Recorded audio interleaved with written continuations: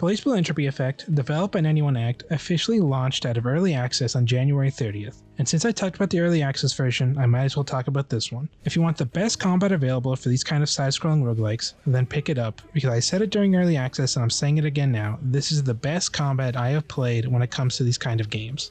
However, there are some key problems we need to go over if you're expecting more than that. First off, let's be honest, this game is called BlazBlue to try and get that audience to play. Outside of controlling characters from that universe, this game has nothing to do with BlazBlue. From the gameplay to the story, it's a completely separate thing with the BlazBlue IP slapped on top. But if you don't care about BlazBlue, none of that matters to you. What should matter to you though is the progression system. After each run, which is essentially segmented combat rooms, you get currency to spend. At certain increments, you unlock a new slot to equip these crystals, which you also have to grind for, and most of which only add incremental buffs. The problem is, you can dump thousands of points into the system without unlocking a new slot. While you do get bonus life for each level, it does not feel rewarding for the player, and I don't know why they changed the early access system to this one.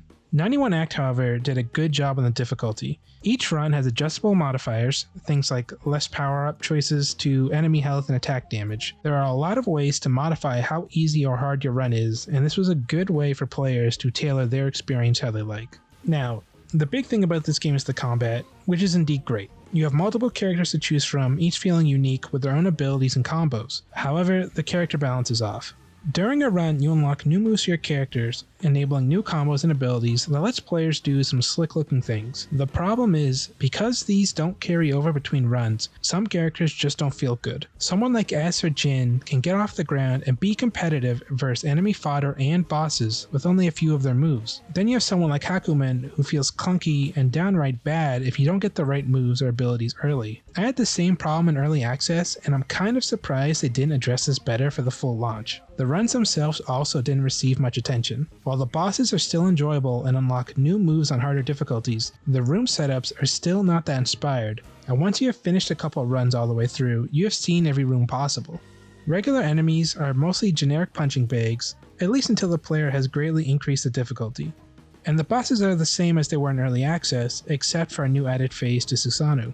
Another problem is visual clarity. Once you start unlocking moves and powers, there are so many particles going on, it's hard to see what's even happening. While most of the bosses are big, negating this problem, and even on harder difficulties the regular enemies are mostly still fodder, when you fight the humanoid bosses at the end of the game, you can't see what they are doing most of the time. The final boss of both the run and the game is Susanoo. Susanoo is actually a pretty balanced boss, all things considered. He doesn't really have any unfair moves, except the hitbox on this one. The issue is, thanks to his damage being so high, if you can't see 2 to 3 moves, he just kills you. During a regular run, this is not as big of a problem because you usually have health pots or revives. However, when you have to fight the final boss version of him with no revives and most likely no health pots, the visual clarity really affects the fight negatively.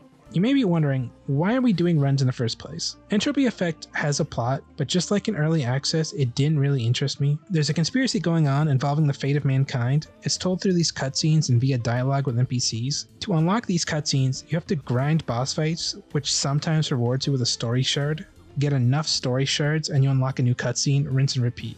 I actually finished the game without grinding all the story shards. If there's a secret boss, I'll come back and do them, but this part of the game is honestly not that compelling and was more of a distraction than anything. Outside of doing runs or listening to cryptic plot points, you have 2 other modes. A boss fight mode, where you take a version of a character you previously used and try to beat a specific boss. This mode is not bad and scratches the itch of boss rush modes. However, each version of a character can only be used once, win or lose, so you will have to keep doing runs with a specific character if you want to keep using them in this mode. The other mode is Battlefield of Entropy, which I believe is a PvP mode. Unfortunately, I could not get the online to work. I tried everything I could think of, then went to the official Twitter, which had its own steps, but no matter what I tried, I got this network error. So I have no comment on if the multiplayer section is good or not. Also, during the final fight of the game, it starts with a network error, so I assume you can get help for the final boss, but I'm not sure.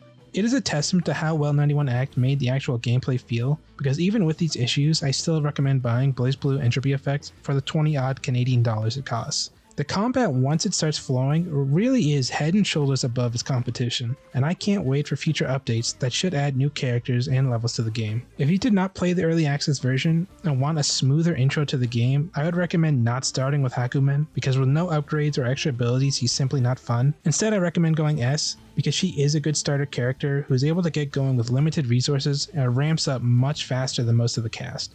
If you have played BlazBlue Entropy Effect before, post your thoughts below. Entropy Effect's combat is the selling point here, and 91 Act delivered 100% on that. If you expect more than that, you will be disappointed, but if that's all you need, then you're in for a good time. It took me 14 hours to get most of the story shards, finish multiple runs on various difficulties, complete most of the bosses in the boss rush mode, and defeat the final boss of the game. Even if you don't include my early access hours, I got my money's worth with the game so far, and I plan to keep playing once a new character comes out. If you liked the video, hit that thumbs up button, and subscribe if you are, and helps the channel grow.